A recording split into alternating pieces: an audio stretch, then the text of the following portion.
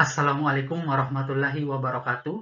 Konsep geografi, konsep pola, konsep aglomerasi, dan konsep keterkaitan keruangan part 2. Yang pertama yang akan kita bahas adalah konsep pola.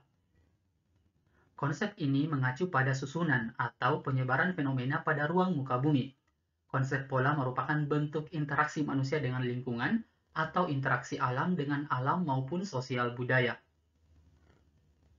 Konsep pola artinya berkaitan dengan persebaran fenomena di permukaan bumi, baik fenomena yang bersifat alami seperti aliran sungai, persebaran vegetasi, jenis tanah, dan curah hujan, maupun fenomena sosial budaya seperti pemukiman, persebaran penduduk, mata pencaharian, dan jenis perumahan tempat tinggal penduduk. Dengan adanya konsep pola ini, maka persebaran yang terjadi di muka bumi ini akan lebih mudah diketahui oleh banyak orang. Kalian bisa lihat di kedua gambar ini adalah contoh konsep pola. Yang pertama adalah pola aliran sungai, mulai dari dendritik sampai dengan pola anular. Kemudian gambar yang kedua adalah pola pemukiman penduduk, yaitu pola terpusat pada satu titik tertentu. Jadi, apabila kita ingin melihat suatu fenomena yang terjadi pada suatu wilayah, maka bisa dengan menggunakan konsep pola ini. Maka kita bisa memahaminya dengan lebih baik. Selanjutnya, kita bahas konsep aglomerasi. Konsep geografi ini adalah kecenderungan persebaran yang bersifat mengelompok pada suatu wilayah yang relatif sempit dan menguntungkan mengingat kejenisan gejala maupun adanya faktor-faktor umum yang menguntungkan. Contoh fenomena yang berkaitan dengan konsep aglomerasi adalah kecenderungan pengelompokan tempat tinggal di kota bagi masyarakat yang berasal dari daerah yang sama, seperti fenomena Kampung Madura, Kampung Betawi, dan kampung-kampung lainnya. Contoh lainnya, pemukiman penduduk masyarakat perkotaan. Mereka cenderung tinggal mengelompok, sehingga timbul pengelompokan pemukiman seperti daerah elit, daerah kumuh, dan sebagainya. Kalian bisa lihat di ketiga gambar ini.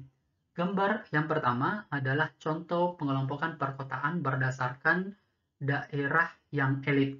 Kemudian yang kedua adalah juga termasuk pengelompokan berdasarkan penduduk tetapi dari segi pemukiman yang kumuh. Kemudian yang ketiga adalah pengelompokan tempat tinggal bagi masyarakat yang berasal dari daerah yang sama, yaitu pada gambar ini adalah masyarakat Toraja yang mengelompok pada satu titik yang sama. Selanjutnya kita bahas konsep keterkaitan keruangan. Konsep ini menunjukkan tingkat hubungan antara wilayah atau fenomena. Konsep keterkaitan keruangan menunjukkan tingkat hubungan antar wilayah.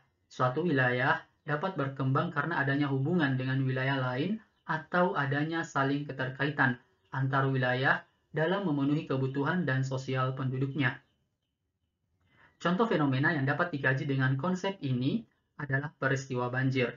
Daerah hilir mengalami banjir karena pembangunan yang terjadi di daerah hulu. Hutan di daerah hulu yang menjadi sarana resapan air hujan tidak mampu menampung air tersebut. Dampaknya adalah air langsung mengalir di hilir dan terjadi luapan air atau banjir. Kalian bisa lihat di gambar ini. Kita ambil contoh banjir Jakarta yang disebabkan oleh luapan air di Bogor dan Depok. Jakarta terus mengalami banjir, entah itu karena curah hujan yang tinggi atau sistem drainase yang buruk, tetapi ditambah lagi dengan luapan air dari Bogor dan Depok. Jadi untuk mengkaji fenomena banjir Jakarta ini, kita tidak bisa mengkajinya hanya di Jakarta saja, tapi kita menghubungkannya dengan fenomena luapan air yang ada di Bogor dan Depok.